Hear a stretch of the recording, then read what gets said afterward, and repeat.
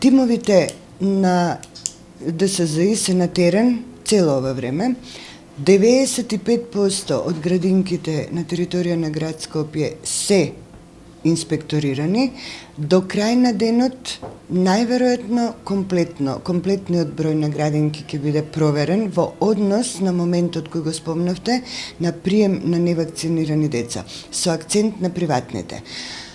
Со сосема точна сигурност ќе ви кажам дека денеска се пројдени апсолутно сите приватни градинки во Скопје, и тоа 4 во Центар и Кисела вода, по 4 во Центар и Кисела вода и 6 во Карпош.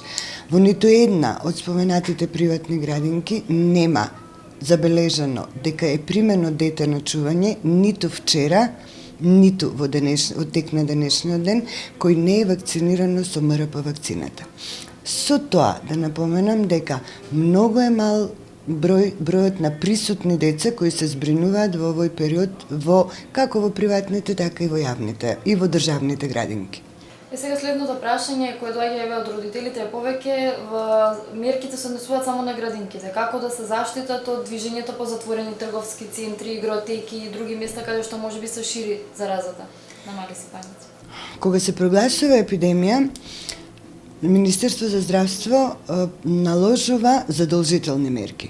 Тоа што ние можеме да го наложиме, а исто и ДСЗ во Закон за заштита на население од заразни болести има можност да наложи вонредни мерки.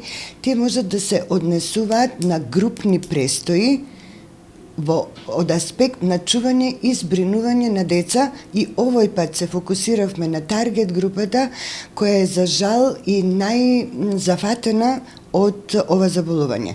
Затоа што и податоците покажуваат дека поголем број од овие 15.000 невакцинирани деца се однесува токму на деца од 0 до 7 години. Околу моментот што ме прашавте, движење во затворени простори, организирани групни збиднувања, се уште проценката на центрите за јавно здравје и епидемиолошката анализа не укажува на тоа дека можеби ќе треба да се воведат и нови дополнителни задолжителни мерки. Меѓутоа, и Институтот и центрите за јавно здравје, како и ДСЗ и Министерство за здравство во континуитет ја следи состојбата и во континуитет заседаваат, ако има потреба ќе се наложат и други дополнителни мерки.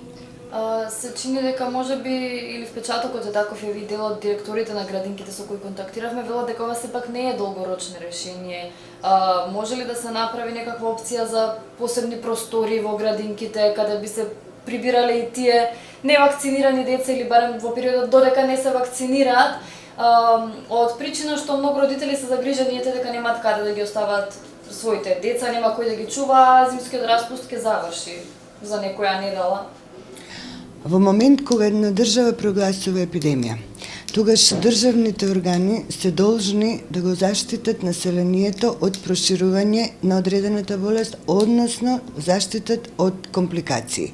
Значи, во такви моменти колективното се става над личното, односно проблем е личен на родителите кои не можат и нема каде да ги однесат децата, меѓутоа, ќе ви напоменам дека државните органи и институции мора да внимаваат на колективното.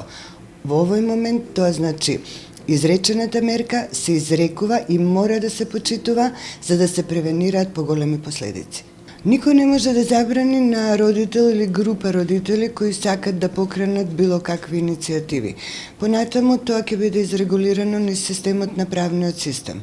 А воколку ме прашувате за санкционирање на родители кои не ги вакцинираат децата, тоа е исто пропишано во Закон за здравствена заштита. Казната веќе помногу ми е позната, кажана 300 до 650 евра, која може да се плати во вид на глоба парична, и ако се плати во рок од 7 дена се преполовува.